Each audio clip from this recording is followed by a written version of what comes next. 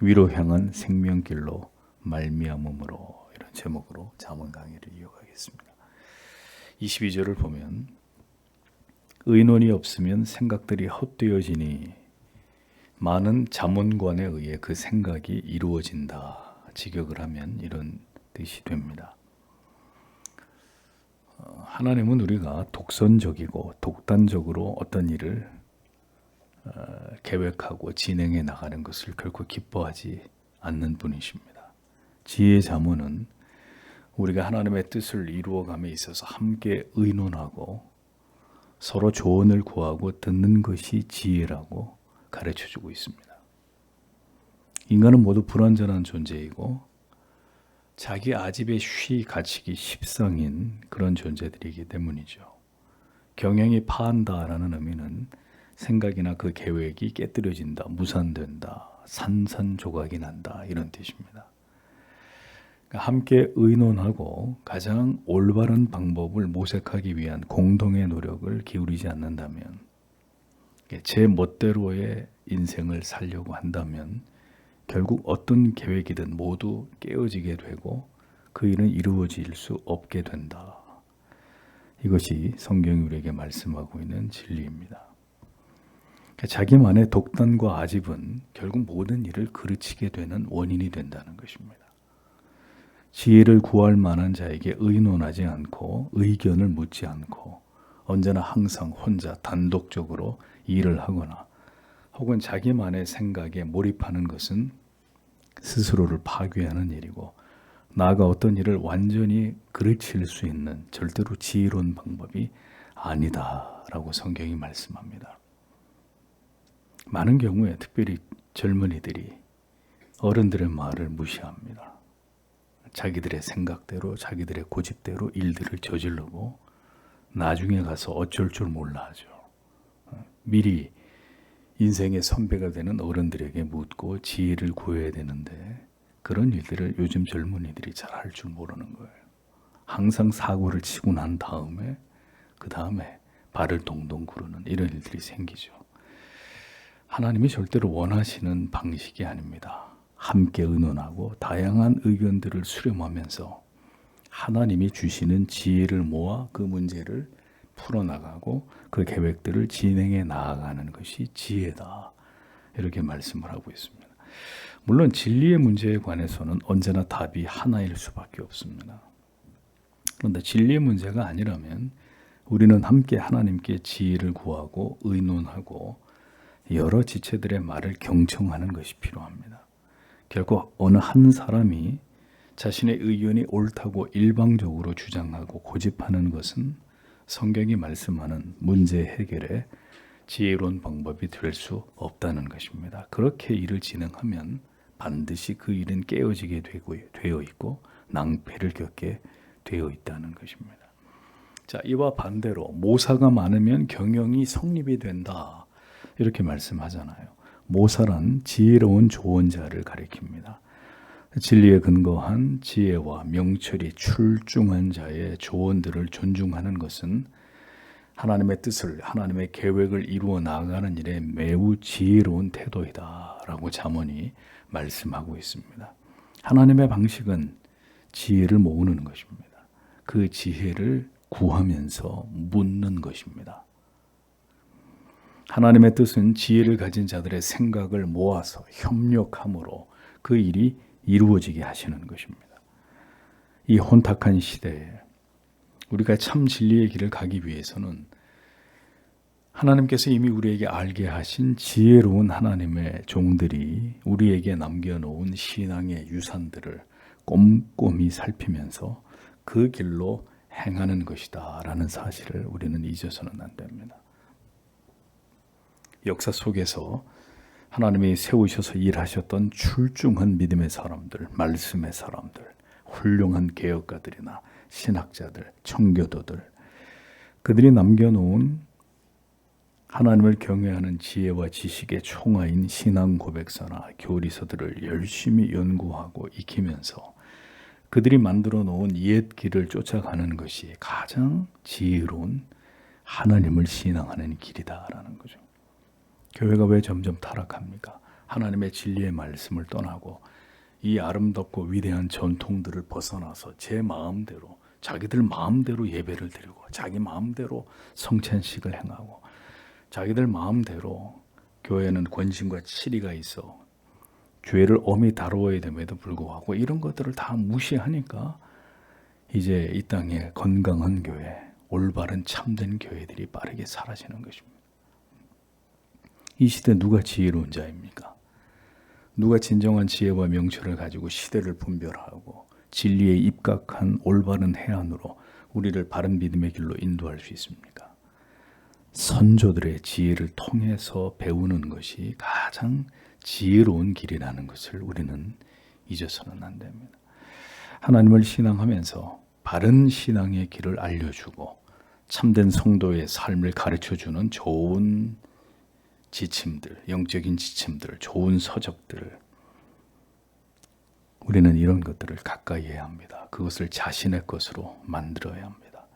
그러면 우리의 삶을 더 풍요롭게 하고 우리가 도모하는 모든 계획들이 하나님의 뜻 안에서 하나님의 인도를 받게 되고 신앙에 우리의 삶에 도움이 되는 참된 지혜를 얻을 수 있는 첩경이 될 수 있다는 것이죠.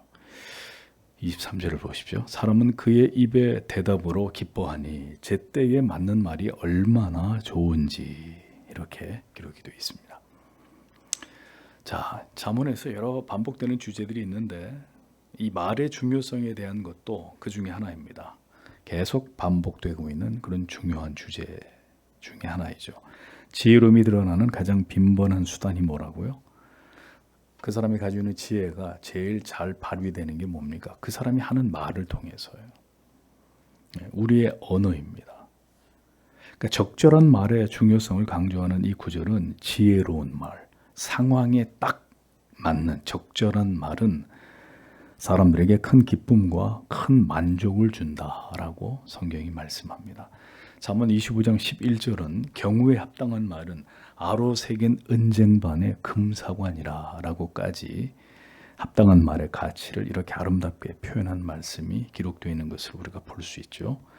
때에 맞는 말이라고 기록된 의미는 상황에 매우 시의적절한 아주 경우에 합당한 그런 말을 가리키는 것입니다. 경우에 합당한 말, 상황에 적합한 말로 사람에게 큰 기쁨을 만족을 주는 그가 원하는 것을 정확히 깨달아 알도록 도와주는 이런 일은 참으로 귀하고 아름다운 일이다 라고 잠언이 말씀을 합니다. 많은 말들을 하지만 그것 가운데 정말 지혜로운 말은 경우에 합당한 말,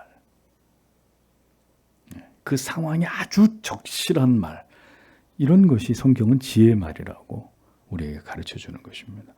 그러니까 같은 말이라도 그 말을 어떻게 하느냐가 참 중요하죠. 어려서부터 부모님이 굉장히 인격적이고 교양 있고 온유한 분들이에요. 그래서 늘 그 아이가 부모님에게서 자라면서 굉장히 부드럽고 온유하고 교양 있는 말을 부모로부터 듣고 자란 자녀는 어떻게 되겠어요? 그 자녀가 쓰는 언어도 그것을 닮아갈 것입니다. 부모의 그것을 그대로 따라가겠죠. 그러나 늘 부모에게 듣는 말이 과격한 말, 욕이나 상스러운 말을 부모로부터 계속 듣고 자란 아이, 그 아이의 언어에는 당연히 과격한 분노의 말들이 채워지게 될 것입니다. 언제나 자신은 바른 말만 한다고 주장하는 사람들의 특징은 그 말을 통해서 사람들에게 깊은 상처를 주는 것입니다. 그러면서 언제나 하는 말이 자기네 뒤끝이 없대요. 나는 바른 말만 하고 뒤끝이 없대요. 당사자는 뒤끝이 없어서 그렇게 얘기하는 그 당사자는 뒤끝이 없어서 좋을지 모르겠지만 그 말을 들은 사람은 평생 잊지 못하는 상처를 안고 살아갑니다. 그 얼마나 무책임한 말이에요. 난 뒤끝이 없다. 차라리 입을 다물고 말을 하지를 말지. 친한 사이일수록 가까울수록 말을 더 잘하고 조심하고 온유하게 말을 해야 되는데 보통 사람들이 어떠하죠? 가까운 사람들일수록에 함부로 말하고, 함부로 표현하고 무례하게 대합니다. 가까운 사람들에게. 참 어리석은 모습입니다. 자기의 성격을 제어하지 못하고 함부로 말하는 사람들, 지혜롭지 않은 사람들입니다. 하나님 앞에서 죄를 짓고 있는 사람들입니다. 가까운 사람들에게, 자기의 가족과 친척들에게도 사랑과 존경과 인정을 받지 못하면서 누구를 가르치고 누구에게 즐거운 말을 하고 누구에게 도움이 되는 유익한 말을 해서 기쁨을 준다는 말입니까? 이런 모순이 어디 있습니까? 자기네 집에서 똑바로 할 일이지. 누구를 조언하고 누구에게 교훈을 해준다는 말입니까? 사람들에게 기쁨을 주는 언어의 습관을 갖기 위해서는 먼저 우리가 참된 그리스도인이 되어야 하고 부단히 그리스도 안에서 자기를 성찰하는 일이 필요하고 그리고 사람에 대한 깊은 이해 그리고 다양한 처지와 상황에 대해서 적합한 지식을 줄 수 있을 만큼의 분별력과 통찰력 이런 것들을 갖기 위해서 부단히 스스로 노력해야 합니다. 많은 책을 읽고 하나님 앞에 기도를 하고 성경을 통해 지혜와 지식을 얻고 신령한 것들을 추구하면서 그렇게 하나님 앞에 내 말을 통해서 아름다운 덕을 드러내기 위한 준비가 필요합니다. 내면에 많이 쌓인 하나님의 말씀에 대한 탁월한 지식이 있어야 되고 그것을 통해서 지혜의 말, 아름다운 대답으로 사람들에게 도움을 주고 그들에게 필요한 말을 할 수 있어야 합니다. 말은 인격입니다. 그 사람이 가진 지성을 보여주는 지표입니다. 그가 얼마나 지혜로운 사람이고 명철한 사람인지가 그의 언어 속에서 그의 말과 논리 속에서 모두 드러납니다. 숨겨지지 않고 다 드러납니다. 하나님과 하나님의 말씀을 사모하면서 예수 그리스도를 닮고자 하는 영혼의 노력을 게을리하지 않는 자라야 그 말은 사람의 마음을 움직이는 힘이 있습니다. 어떤 자에게 감동을 주고 그의 인생에 꼭 필요한 말로 그의 인생을 송두리째 뒤바꾸는 하나님의 뜻을 그렇게 전달하는 수단으로 쓰임받기도 합니다. 사람들이 참 고마워하는 말을 하고 기쁘게 하는 말을 하면서 아주 적절한 도움을 주는 이런 말을 할 수 있는 것이죠. 성경은 그것을 지혜라고 얘기합니다. 말을 많이 하지만 누구도 들어주지 않는 말을 하고 누구도 그의 말에 관심이 없는 말을 하고 그가 말을 하기 시작하면 모두가 불쾌하게 여기는 그런 사람이 그리스도인이 되어서는 안 되죠. 말을 통해서 기쁨을 주는 사람의 특징은 먼저 말을 잘 들어주는 사람입니다. 상대의 말을 주의 깊게 잘 들어야 그에게 지금 필요한 말이 무엇인지를 간파할 수가 있고 아주 적절한 말을 해줄 수가 있습니다. 말을 듣지 않으려는 고집스러운 사람들이 어떻게 지혜로운 말을 해서 그를 기쁘게 하고 즐겁게 해줄 수 있겠습니까? 말을 듣는 것을 싫어하는 사람들. 목사가 되고 나서 저도 이렇게 훈련을 받는 게 말씀을 들어드리는 거예요. 네. 이게 전에는 잘 못했던 것 같아요. 이게 장점일 수도 있고 단점일 수도 있는데 저는 조금만 얘기를 들어보면 문제가 금방 파악이 돼요. 파악이 되는데 그 얘기를 1시간, 2시간, 3시간, 4시간 이렇게 들어드려야 될 때가 있습니다. 이미 결론은 다 나 있지만 이분이 얼마나 이 말을 하고 싶을까, 얼마나 이 누굴 붙들고 자기 속에 있는 걸 다 쏟아내고 싶으실까, 그걸 알기 때문에 들어드립니다. 몇 시간이 됐든. 근데 듣다 보면 본인도 답을 찾고 듣는 가운데 충분히 그분에 대해서 어떤 말을 해드려야 될지에 대한 파악이 다 되는 거죠. 말을 많이 하기만 하고 전혀 듣지 않으려는 사람은 결국 사람들에게 필요한 도움이 되는 마음을 기쁘게 하는 그런 말을 할 수 없습니다. 언제나 자기 생각에 고립되고 고착되어서 전혀 융통성도 사회성도 없는 이런 사람들도 마찬가지입니다. 누구도 유익을 주지 못합니다. 그리스도인이 지혜롭고 온유하게 말을 잘하는 것은 매우 중요한 일입니다. 왜냐하면 말을 통해서 복음이 전해지잖아요. 그렇죠. 우리가 뭐 행동으로 손짓 발짓으로 복음을 전하는 게 아니라 우리의 말을 통해서 복음이 전해지고 그리스도의 사랑이 전달되기 때문에 그리스도인은 말을 잘할 수 있어야 합니다. 우리의 말이 지혜롭고 온유해야, 그리고 호감이 가는 말이라야 그 말로 하나님의 뜻을 이루어가고 분쟁을 종식시키고 갈등을 해소하고 분열을 봉합할 것 아닙니까? 우리에게 그리스도의 마음과 그리스도의 언어가 깃들기를 그래서 성도 여러분 기도하셔야 합니다. 우리가 매일 그리스도를 묵상해야 되는 이유는 그분을 통해서 다 배우는 것입니다. 아, 주님처럼 이렇게 말을 해야 되겠구나. 이런 마음이어야 되겠구나. 이런 마음일 때 그런 말이 이렇게 전달되는 것이구나. 주님을 통해서 배우는 거죠. 성경의 진리에 더 깊이 우리 영혼이 물들게 된다면 우리는 더 지혜롭게 아내에게 말을 하게 되고 남편에게 말을 하게 될 수 있을 것입니다. 성경에 깊이 은혜를 받으면 우리는 자녀에게 더 지혜로운 말로 그들을 이끌 수 있을 것이고 더 따뜻한 말로 부모님의 마음을 어루만져 드릴 것입니다. 가시돋친 말, 거친 말, 입에서 막 독이 나오는 것 같은 이런 상처 주는 분노하는 말, 성도 여러분, 제발 이런 것들이 우리 입에서 사라지기를 기도하십시오. 24절에 생명의 길은 분별력 있는 자를 위로 향하게 하여 아래에 있는 음부로부터 발길을 돌리게 한다. 아주 중요한 말씀입니다. 생명의 길은 분별력 있는 자를 위로 향하게 하여 아래에 있는 음부로부터 발길을 돌리게 한다. 영어 성경에는 영어로 번역이 된 이 부분을 다시 해석을 해보니까 생명의 길은 지혜자를 무덤으로 내려가지 않도록 지키기 위해 그를 위로 인도한다. 이렇게 번역이 되어 있습니다. 생명의 길, 구원과 영생으로 인도하는 길은 지혜와 명철을 가진 진리를 통해서 참과 거짓에 대한 분명한 분별력을 가진 자를 위로 향하게 한다. 이렇게 성경이 말씀합니다. 생명의 길, 참된 구원의 길, 영생의 길.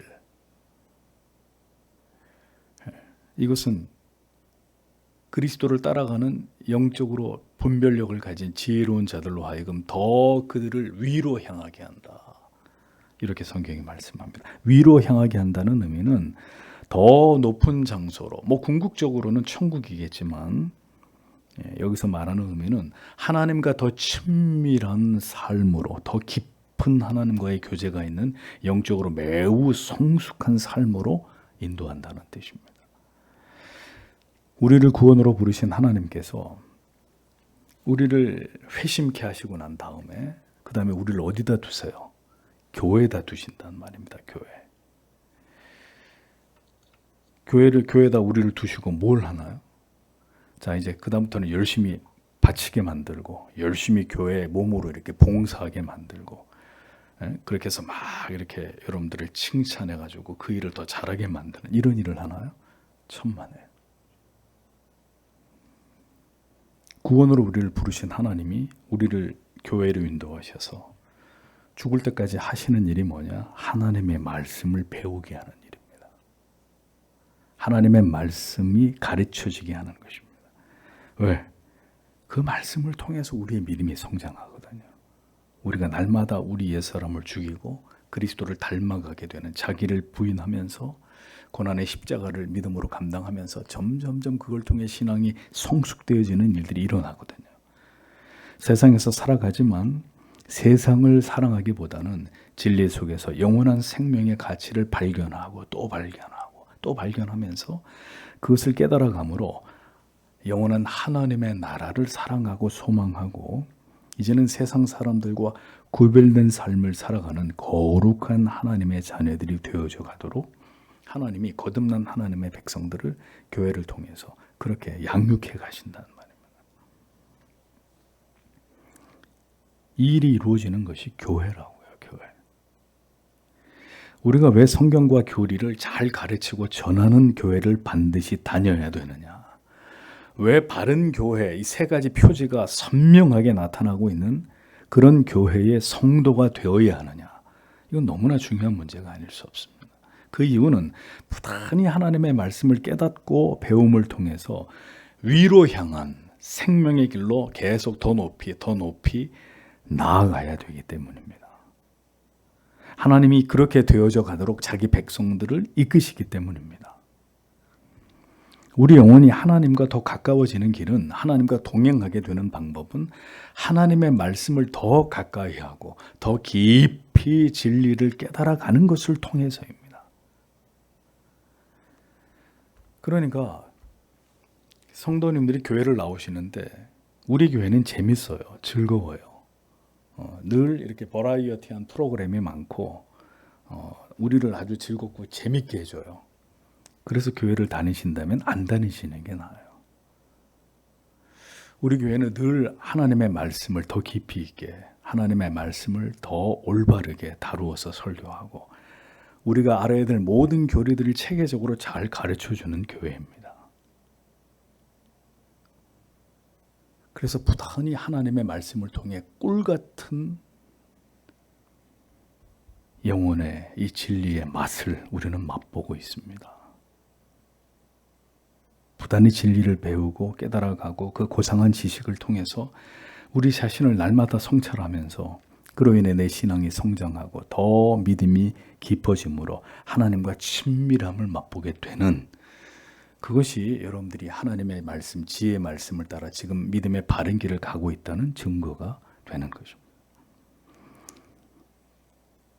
그러니까 여러분 서신서들을 잘 보면 바울이 여러 번 이걸 강조하죠. 하나님을 아는 지식과 그 믿음에 있어서 깊이와 넓이와 높이가 더해가는 그런 은총을 그대들이 누리기를 원한다.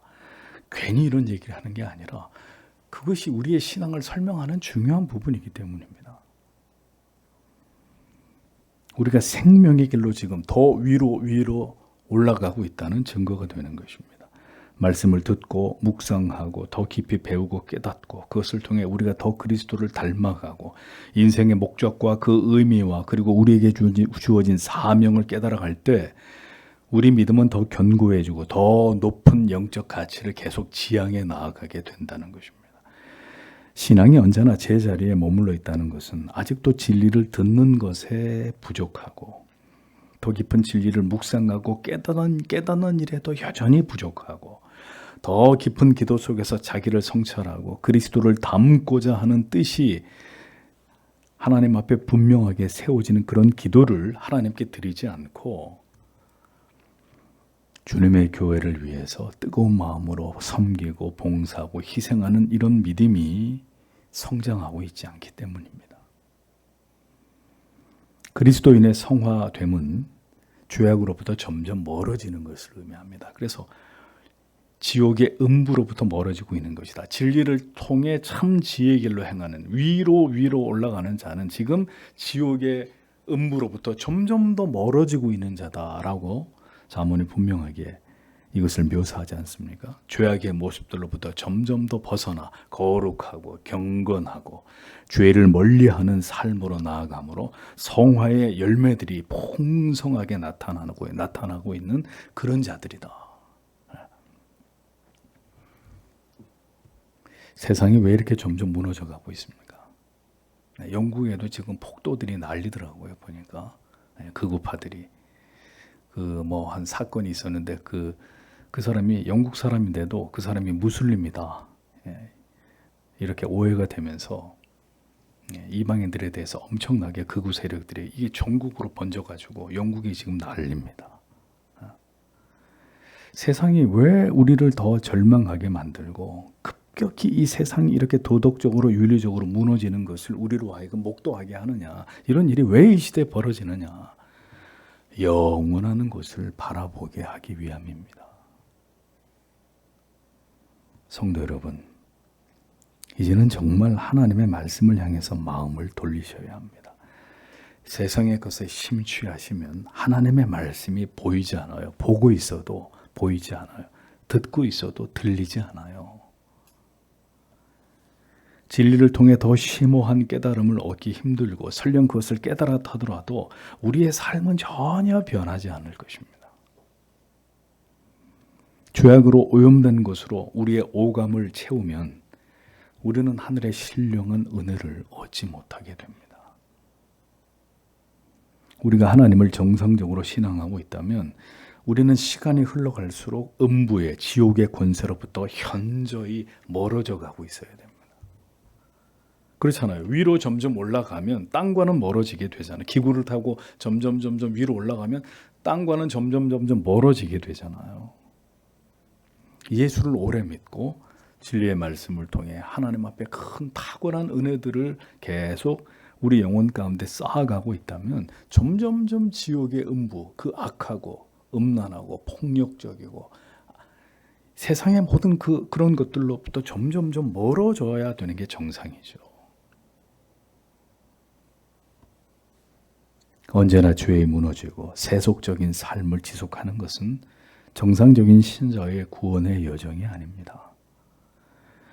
처음 믿었을 때보다 우리의 신앙은 이제 상당한 진척을 이루어내야 하고 우리는 더 경건하고 죄를 다루는 일이 있어서나 지체들을 대하는 일이 있어서나 갈등을 해결하는 문제에 있어서나 주님을 섬기는 일에 물질을 관리하는 일에 우리는 비약적인 성장을 보여야 합니다. 그게 보이지 않으면 바울이 했던 얘기를 똑같이 우리가 듣게 될 것입니다. 너희가 벌써 선생이 되어야 할 터인데 아직도 단단한 것을 먹지 못하고 있구나. 우리가 더 성화되어 가고 있음의 증거와 열매들이 보여질 수 있어야 합니다. 그것이 우리가 구원을 받았고 우리가 지금 성화되어 가고 있다는 증거가 될 수 있는 것이죠. 그렇게 예수를 오래 믿었는데도 어린아이처럼 말하고 어린아이처럼 행동하고 어린아이처럼 교회를 섬긴다. 답이 없는 겁니다. 수십 년을 교회를 다니고 있어도 우리의 모습 속에 그리스도를 닮아가는 성장한 모습들이 보이지 않는다면 우리 자신을 더 부인하면서 나에 대한 많은 것들이 깎여지고 다듬어지지 않고 있다면 우리의 신앙은 지금 표류하고 있는 것입니다. 더 높은 곳으로 올라가고 있는 것이 아니라 표류하고 있는 거예요. 우리는 분명 성화되어 가야 합니다. 성화가 없는 구원은 없거든요. 더 그리스도를 닮아가야 하고 더 우리의 소망이 이 세상을 넘어 영원한 것을 향해 자라가는 증거를 우리 안에서 보아야 합니다. 우리의 삶의 어떤 페이지를 열어보더라도 그 속에서 우리가 하나님의 명령과 뜻을 따르고 더 주님을 닮아가려고 하는 모습들이 나타나야 합니다. 우리가 살아가는 삶의 방식 속에서 더 성경의 정신이 배어나야 하고 세상이 아닌 하늘에 속한 사람의 모습들이 우리의 삶 속에서 더 많아져야 합니다. 그것이 구원받은 성도를 만들어 가시는 계속해서 위를 향해 나아가게 만드시는 하나님의 노력의 결과물이기 때문입니다. 변화가 없는 그리스도인 존재할 수 없습니다.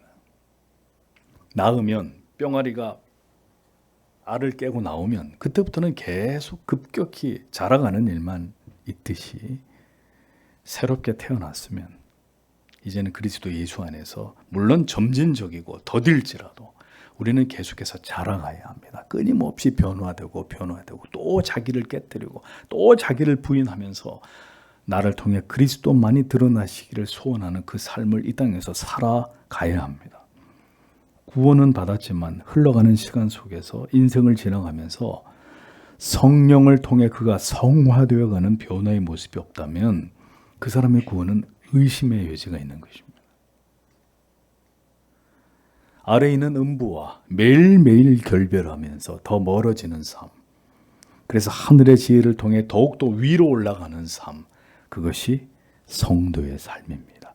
그것을 지향해 나아가는 것이 진정한 지혜라고 잠언은 말씀하고 있는 것입니다.